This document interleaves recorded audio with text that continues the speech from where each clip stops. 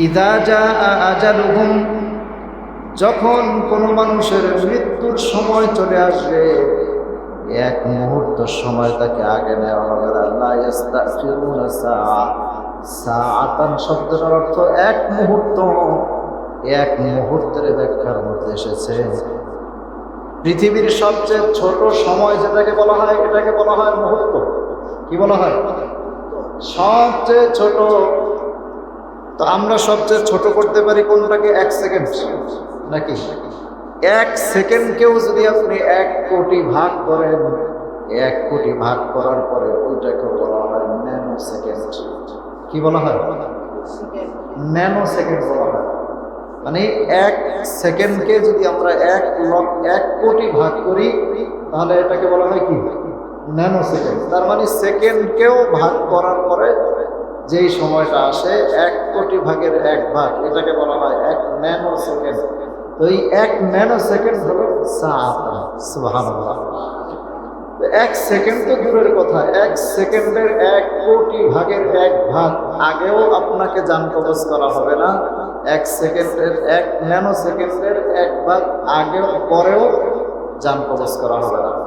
তাহলে আল্লাহ তাআলা যখন যেভাবে যেই সময় যেই জায়গায় মৃত্যু নির্ধারিত থাকবে, ঠিক ওই জায়গায় তাকে মৃত্যুবরণ করতে হবে। মনে রাখবেন 2টা জিনিস। কয়টা জিনিস? সবাই বলে না কয়টা জিনিস? 2টা জিনিস আপনাকে যখন যেখানে হওয়া সেখানে হবে।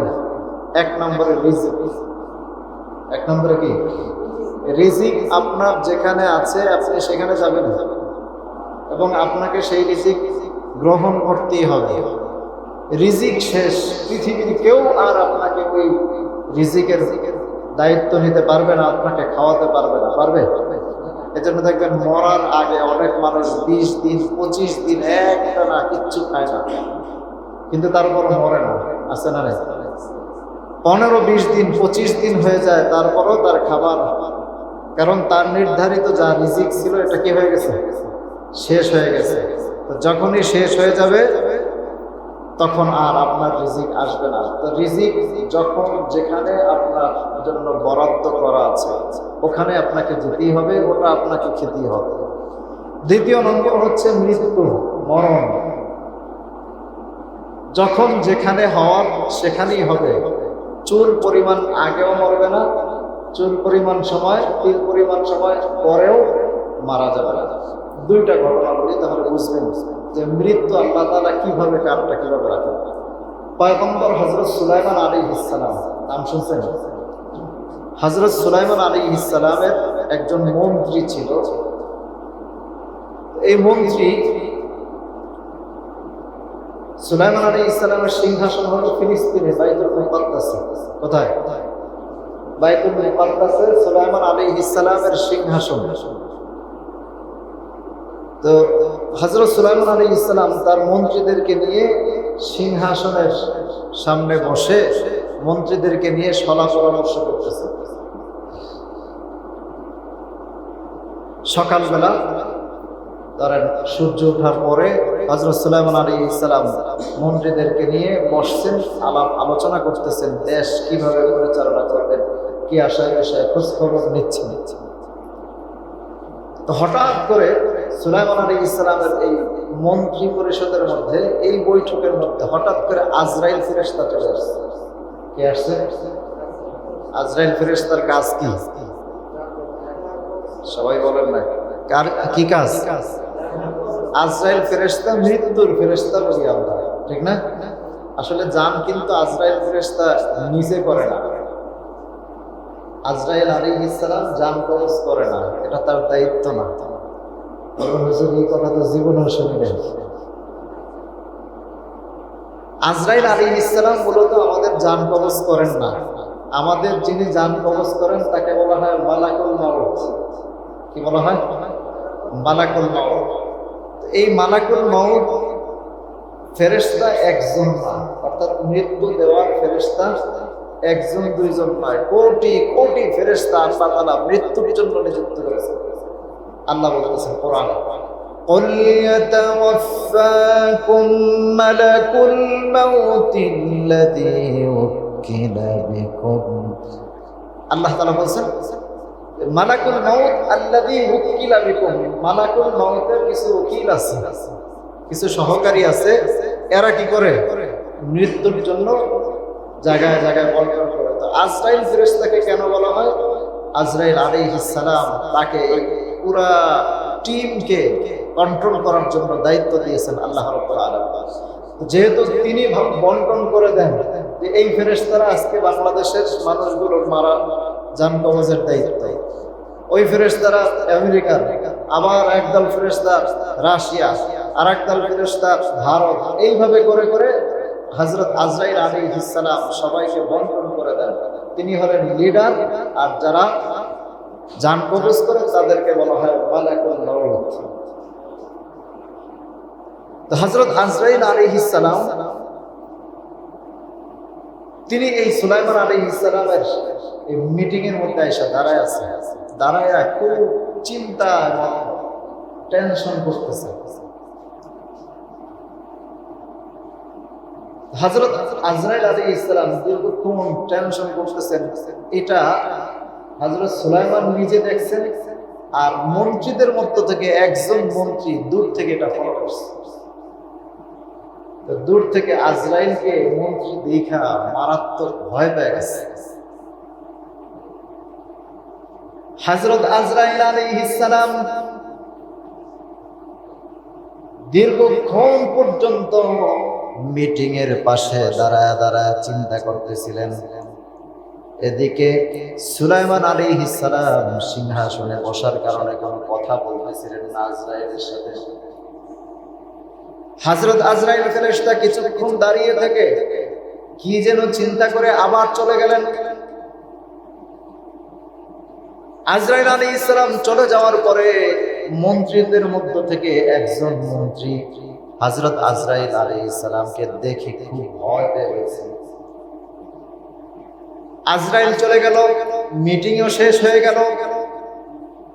মন্ত্রী এবার পয়গম্বর সুলাইমান আলাইহিস সালামের কাছে এসে বললেন, ও পয়গম্বর, কিছুক্ষণ পূর্বে দেখলাম এই মজলিসের সামনে আজরাইল ফেরেশতা বসে আছে, সুতরাং আমার খুব ভয় লাগতেছে, আপনি একটু আমার জন্য কোথাও দূরে ঘুরতে যাওয়ার ব্যবস্থা করে দেন, কোথাও দূরে ঘুরতে যাওয়ার জন্য ব্যবস্থা করে দেন। আমার কাছে কেমন যেন খুব ভয় ভয় লাগতেছে, তা আমার এখানে ভালো লাগতেছে না, আমার একটু এখান থেকে সরায় আসবে।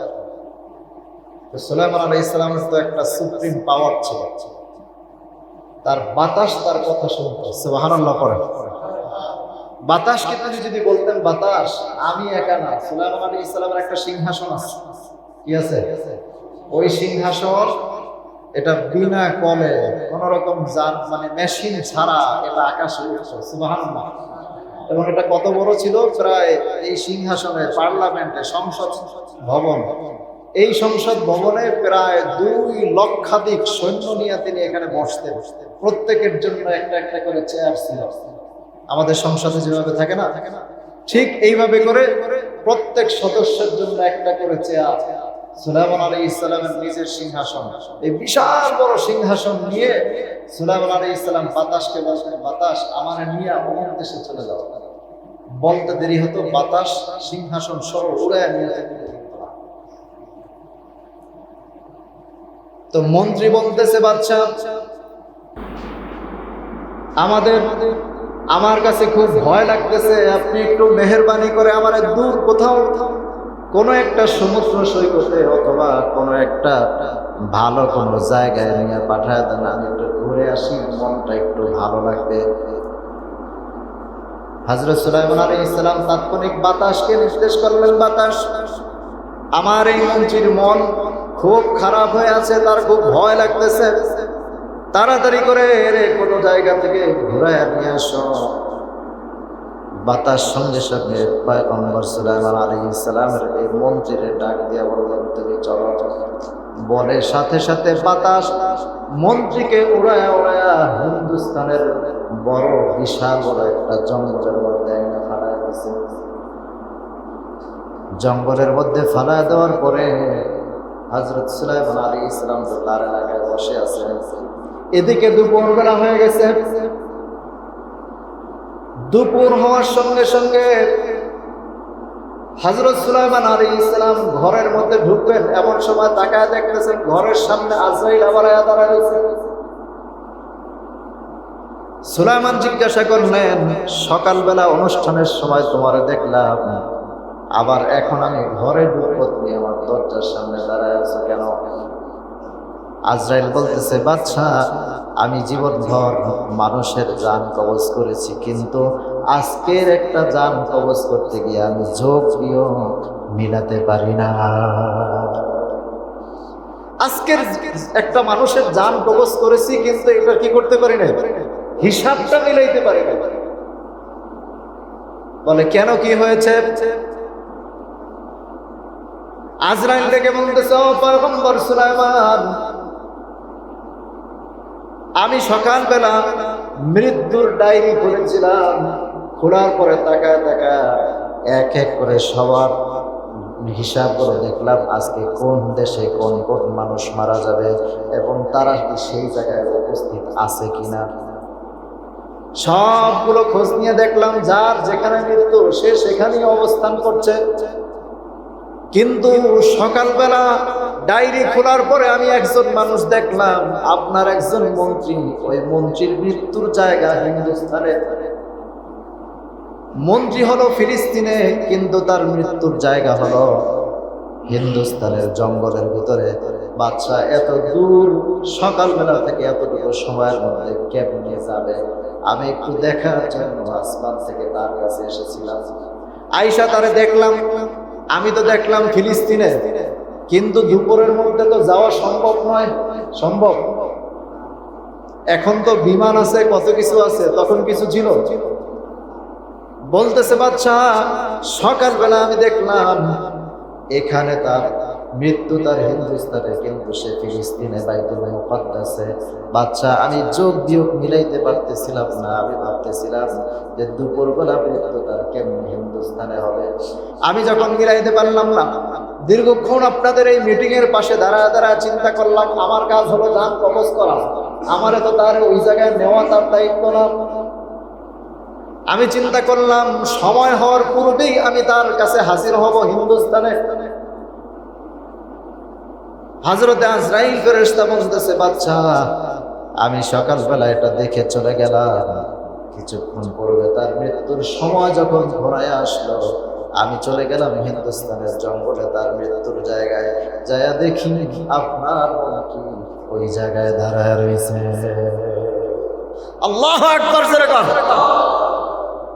আমি তাকে দেখলাম আপনার মন্ত্রী হিন্দুস্তানে চলে গেছে, আমি তো বুঝতে পারলাম না।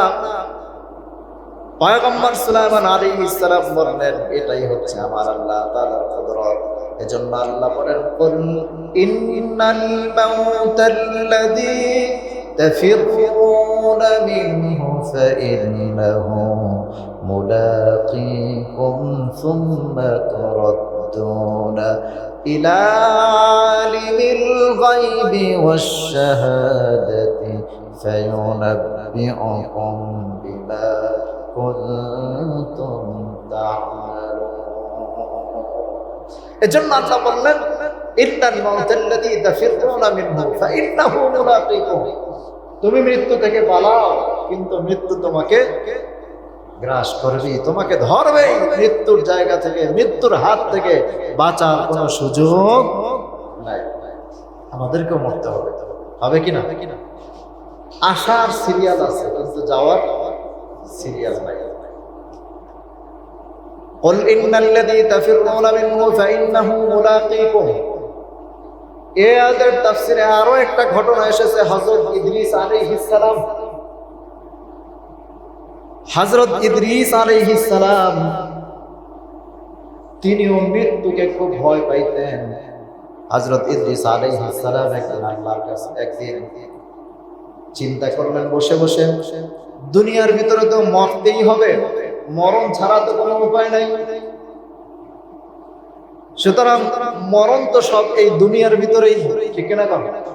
দুনিয়ার বাইরে কি মরণ আছে? যে আকাশে থাকে তার কি মরণ আছে? যেমন হযরত ঈসা আলাইহিস সালাম, তাকে আল্লাহ তাআলা আসমানে উঠায় নিয়েছিলেন, কিন্তু তারও তো ইন্তেকাল হবে কিনা? তার যখন ইন্তেকাল হবে তখন তিনি দুনিয়াতে আসবেন, আসার পরে দুনিয়াতে বসেই তার ইন্তেকাল হবে,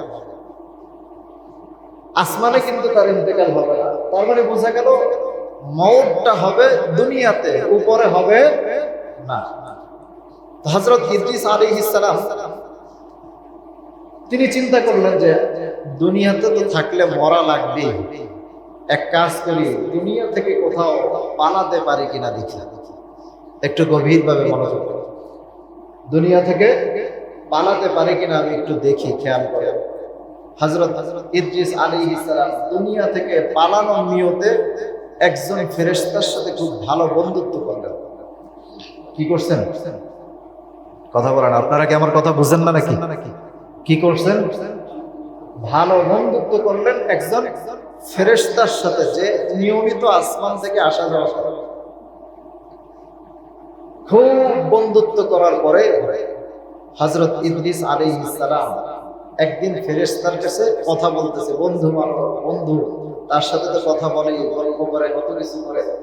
তো গল্পের ছলে এক সময় হযরত ইদ্রিস আলাইহিস সালাম বললেন যে ফেরেশতা, আমি তো জানি দুনিয়াতে মৃত্যু, দুনিয়ার বাইরে কোথাও মৃত্যু নাই, সুতরাং আমি দুনিয়াতে থাকতে চাই না। তুমি একটু কষ্ট করে তোমার ডানার ভিতরে লুকাইয়া আমার আসমানে নিয়ে যাও। সুবহানাল্লাহ বলবেন না? কোথায় নিয়ে যাও? তুমি একটু আমাকে আসমানে উঠায় নিয়ে যাও। ফেরেশতা চিন্তা করলেন যে এত বড় কাজ, সবার চোখ ফাঁকি দিলেও আল্লাহর চোখ তো ফাঁকি দেওয়া যাবে না। যাবে? ফেরেশতা হয়ে অন্য ফেরেশতার চোখ ফাঁকি দেওয়া যাইতে পারে, কারণ আসমানের দরজার সামনে ফেরেশতা আছে না নাই?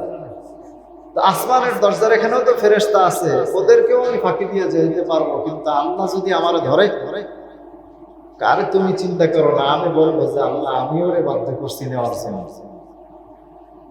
হযরত ইদ্রিস আলাইহিস সালাম অনেক বলে করে ফেরেশতারে রাজি করলেন। ফেরেশতা এবার দুনিয়া থেকে রওনা করেছে আসমানের দিকে। এক এক করে যেতে যেতে প্রথম আসমান চলে গেল। প্রথম আসমানের দরজা খোলা হলো, ডানার ভিতরে লুকাইয়া ফেরেশতার ডানার ভিতরে হযরত ইদ্রিস আলাইহিস সালামকে লুকাইয়া এবার প্রথম আসমান ভেদ করে চলে গেল। প্রথম আসমানের ফেরেশতারা কোনো টের পায় না। আবার দ্বিতীয় আসমানের কাছে গেল, আবার ডানার ভিতরে লুকাইলো, লুকায়া দ্বিতীয় আসমানে চলে গেল। দ্বিতীয় আসমানে চলে যাওয়ার পরে দ্বিতীয় আসমানের ফেরেশতাদের চোখ ফাঁকি দিয়ে চলে গেল। এভাবে করে করে তৃতীয় আসমানে চলে গেল। তৃতীয় আসমানও ভেদ করে চতুর্থ আসমানে চলে গেছে। চতুর্থ আসমান থেকে পঞ্চম আসমানের দিকে উঠবে যাইতেছে, এমন সময় ওই ফেরেশতা তাকায় দেখতেছে আজরাইল ফেরেশতা উপর থেকে দুনিয়ার দিকে আসতেছে। সুবহানাল্লাহ। দেখতেছে ওই ফেরেশতা যে আজরাইল ফেরেশতা চতুর্থ আসমান দিয়ে দুনিয়ার দিকে আসতেছে। তো ফেরেশতা যখন দেখছে, হযরত ইদ্রিস আলাইহিস সালামকে আরো ভালো করে লুকাইছে, ডানার ভিতরে লুকিয়ে এবার ফেরেশতা ডেকে বলতেছে, আজরাইল ফেরেশতারে বলতেছে, ভাই আজরাইল তুমি কোথায় যাও? কয় দুনিয়াতে যাই। কয় যাওয়ার আগে আমার একটু বলে দাও, কেন এত তাড়াহুড়া করে যাচ্ছ? আজরাইল ফেরেশতা বলতেছে, বন্ধু আমি তাড়াতাড়ি দুনিয়ার মধ্যে যাচ্ছি, কারণ আমি আমার মৃত্যুর ডায়েরি খুলে দেখলাম কিছুক্ষণের মধ্যে হযরত ইদ্রিস আলাইহিস সালামের মৃত্যুর সময় বেজে যাবে, মৃত্যুর সময় হয়ে যাবে, ইন্তেকালের সময়। কিন্তু আমি আমার ডায়েরির মধ্যে লেখা দেখলাম পৃথিবীর ভিতরে একজন মানুষ, শুধুমাত্র কেবলমাত্র ইদ্রিস আলাইহিস সালাম, তার মৃত্যুটাই আল্লাহ তাআলা চতুর্থ আসমানে লিখেছেন। শুধুমাত্র পৃথিবীর যত মানুষ আছে সবার ভিতর থেকে শুধু একজনের মৃত্যু দেখলাম দুনিয়ার বাইরে, তিনি হযরত ইদ্রিস আলাইহিস সালাম। সঙ্গে সঙ্গে ফেরেশতাও ভয় পেয়ে গেছে। তো বলতেছে, তাহলে তুমি যাও, আজরাইল ফেরেশতা এই কথা বলে দ্রুত জমিনের দিকে রওনা করবে। বলতেছে, ভাই আজরাইল দুনিয়ার দিকে যাচ্ছ? বলে হ্যাঁ, কারণ ইদ্রিস আলাইহিস সালামকে দুনিয়া থেকে চতুর্থ আসমানে আনতে হবে, আনার পরে হযরত ইদ্রিস আলাইহিস সালামকে জান কবজ করতে হবে। এদিকে আজরাইল ফেরেশতা দুনিয়ার দিকে রওনা করলেন। ইদ্রিস আলাইহিস সালাম ওই ফেরেশতার ডানার ভিতরে লুকায় আছেন। আজরাইল চলে যাওয়ার পরে ইদ্রিস আলাইহিস সালাম এবার ফেরেশতা ইদ্রিস আলাইহিস সালামকে ডাক দিয়ে বলতেছে, বন্ধু চতুর্থ আসমানে থাকা যাবে না, তাড়াতাড়ি চলেন পঞ্চম আসমানে চলে যাই, কারণ জানতে পারলাম আপনার মৃত্যু হবে এই চতুর্থ আসমানে। এইভাবে বলতে বলতে কথা বলতেছেন, দেখে এখন আর ভিতর থেকে হযরত ইদ্রিস আলাইহিস সালামের আওয়াজ আসে না। কিছুক্ষণ পরে পঞ্চম আসমানে যাওয়ার আগে তাকায় দেখতেছে ডানার ভিতরে ইদ্রিস আলাইহিস সালামের মৃত্যু হয়ে গেছে, পুরা শরীরটা হিম শীতল ঠান্ডা হয়ে গেছে। আল্লাহু আকবার বলেন। এজন্য মরণ যেখানে হওয়ার সেখানেই হবে, যখন হওয়ার তখনই। কেউ আপনাকে বাঁচাতে পারবে না। পারবে? কথা বলেন, পারবে? মরণ থেকে বাঁচার জন্য কত কাকুতি মিনতি করে। এই যে আমাদের যমুনা গ্রুপেরই তো করোনা হয়েছিল না, মনে আছে? বলছিল আমাকে একটু সুস্থ হতে দাও, আমার সব সম্পত্তি দিয়ে দেব, কিন্তু আল্লাহ তারে বাঁচায় রাখেন নাই। রাখছেন? এই জন্য কবি বলেন, যে মরণ থেকে পালাও তুমি, ওই মরণ তোমায় লইবে গিরি, যদিও সুদূর আকাশ পারে পালাও সেথায় লাগিয়ে সিঁড়ি। আসমানে চলে যান, মৃত্যু আপনাকে ধরবে, মৃত্যু থেকে বাঁচার উপায় নাই। আল্লাহ বলছেন, লা ইস্তাখিরুনা সাআতান ওয়া লা ইস্তাকদিমুন, এক মুহূর্ত আগেও নেওয়া হবে না, এক মুহূর্ত পরেও নেওয়া হবে না। সেজন্য আমরা মৃত্যুর জন্য প্রস্তুত হব তো ইনশাআল্লাহ, নাকি আমরা আমাদের মতো দুনিয়ার পিছনে ঘুরতে থাকবো? আমাদেরকে মৃত্যুর প্রস্তুতি নিতে হবে। আল্লাহ কবুল করুন, জোরে বলেন আমিন। আল্লাহ যেন আমাদেরকে ঈমানের সাথে মৃত্যু নসিব করেন, জোরে বলেন আমিন। আরো জোরে বলেন আমিন। তো বলছিলাম কয়টা জিনিস? দুইটা জিনিস যখন যেখানে হওয়ার তখন সেখানেই হবে। এক নম্বরে হলো রিজিক, দুই নম্বরে মরণ, মাউত। এই দুইটা জিনিস আপনাকে কোথাও থেকে সরাতে পারবে না। যেখানে আপনার রিজিক আছে সেখানে আপনাকে যেতেই হবে, যেখানে আপনার মরণ হয়েছে সেখানে আপনাকে মরতেই হবে। এবং এই মরণটা দুনিয়াতে আসার সিরিয়াল আছে, কিন্তু যাওয়ার সিরিয়াল নাই। বাবার সামনে সন্তান যায় কি যায় না? কথা বলেন, যায় কি যায় না? বাবার সামনে, সন্তানের সামনে দাদা সবার বড়, বয়সে বড়, কিন্তু ওই দাদা এমনও হয় যে ফ্যামিলির ভিতরে সব শেষ হয়ে গেছে, দাদা একা বেঁচে আছে। এরকম হয় কি হয় না? তার মানে বোঝা গেছে আসার সিরিয়াল আছে, যাওয়ার কোনো সিরিয়াল নাই। এজন্য আমাদেরকে অল টাইম আমাদেরকে প্রস্তুত থাকতে হবে। আল্লাহ যেন আমাদেরকে কবুল করেন, জোরে বলেন আমিন। খাতেমা বিল খায়ের যেন আল্লাহ নসিব করেন, জোরে বলেন আমিন। মৃত্যুকে প্রতিদিন আমরা স্মরণ করবো না ইনশাআল্লাহ? যদি সম্ভব হয় কবরস্থান কাছাকাছি যেখানে আছে গিয়া মাঝে মধ্যে কবরস্থান ঘুরে আসবে। কোথায়? কবরস্থানগুলো ঘুরে আসবেন। হসপিটালের বার্ন ইউনিট এগুলোতে একটু ঘুরে আসবেন, হসপিটালগুলো দেখতে যাবেন। এতে আপনার এক নম্বরে ইয়াদাতে মারিদ, রোগী দেখার সওয়াব পাবেন। দ্বিতীয় নম্বরে আপনার ঈমান বেড়ে যাবে। যখন আপনি দেখবেন যে আপনার এই মানুষগুলো কি পরিমাণ কষ্টে আছে, তখন আপনার ভিতরে অনুশোচনা থাকবে, দিলটা নরম হবে। আর দিল যত নরম হবে আল্লাহর দ্বীনের প্রতি আপনার দিলটা তত বেশি ঝুঁকবে। যাবো না ইনশাআল্লাহ? মাঝে মধ্যে রোগী দেখতে যাবেন। আমরা অনেক সময় রোগী দেখতে যাই না, অসুস্থ হইলে সুস্থ হওয়ার পরে যাই। কিন্তু আমাদের উচিত সব সময় রোগী দেখতে যাব। কেউ মৃত্যুবরণ করলে আমরা জানাজায় শরীক হওয়ার চেষ্টা করব। পারবো না ইনশাআল্লাহ? জানাজায় যাবেন, কবরস্থান যাবেন, যত বেশি যাবেন তত বেশি আপনার দিলটাকে স্বচ্ছ করে দিবেন কে? আল্লাহ রাব্বুল আলামিন তত বেশি আপনার আমার দিলটাকে স্বচ্ছ করে দিবেন। মৃত্যুর ভয় আমাদের চলে আসবে। একজন মানুষ যখন তার মৌত হয়, যখন মালাকুল মৌত চলে আসে, অনেক রকম অনেকগুলো সিস্টেম হাদিসের মধ্যে এসেছে। কারোটা মুখ দিয়ে জান টেনে বের করা হয়। আপনার রূহটা পুরো শরীরের ভিতরে ঘুরতে থাকে। কি করতে থাকে? কতক্ষণ মাথায় চলে যায়, কতক্ষণ হাতে, কতক্ষণ পায়ে, বিভিন্ন জায়গায় যেতে থাকে রূহটা। কারণ আপনার এখান থেকে বের হতে চায় না। ঠিক আমরা দুনিয়া থেকে যেমন কবরের জগতে যেতে চাই না, মায়ের পেটে যখন ছিলাম তখনও কিন্তু আমরা বের হতে চাই না, আমাদেরকে টেনে বের করা হয়। ঠিক না?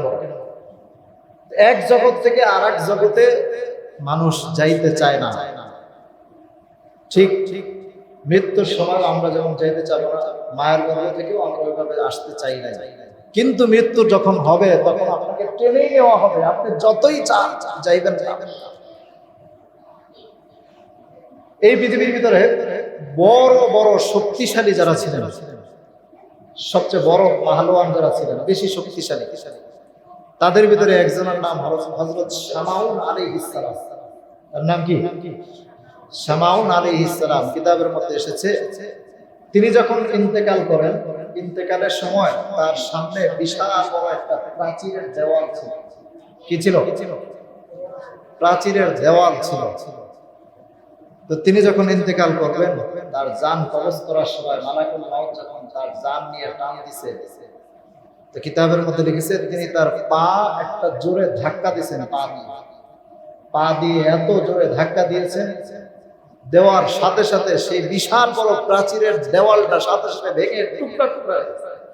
কারণ তাদের সর্বশক্তি দিয়ে চেষ্টা করে যাতে তার মৃত্যুটা না হয়। কিন্তু মৃত্যু থেকে বাঁচার কোনো সুযোগ আছে? কোনোভাবেই সুযোগ নাই। আল্লাহ তাআলা আমাদের মৃত্যুকে খাতেমা বিল খায়র নসিব করেন। সকলে বলে আমিন। বেশি বেশি 5 ওয়াক্ত নামাজ পড়বো তো ইনশাআল্লাহ। ইসলামের হুকুম আহকাম মানার চেষ্টা করবো না ইনশাআল্লাহ। এখন এই যে কয়জন মুসল্লি এখানে আসছেন, আসরেও তো এই কয়জন পাওয়া যাবে না। যাবে? বলে হুজুর ওয়াজ করেন, ওয়াজ ভালো লাগে কিন্তু নামাজ ভালো লাগে না। আল্লাহ আমাদেরকে নামাজি বানায় দেন। আমিন বলেন। আল্লাহ তাআলা আমাদেরকে দিনদার বানায় দেন। আল্লাহ রাব্বুল আলামিন আমাদেরকে তার খাঁটি বান্দা হিসাবে কবুল করুন। জোরে বলেন আমিন।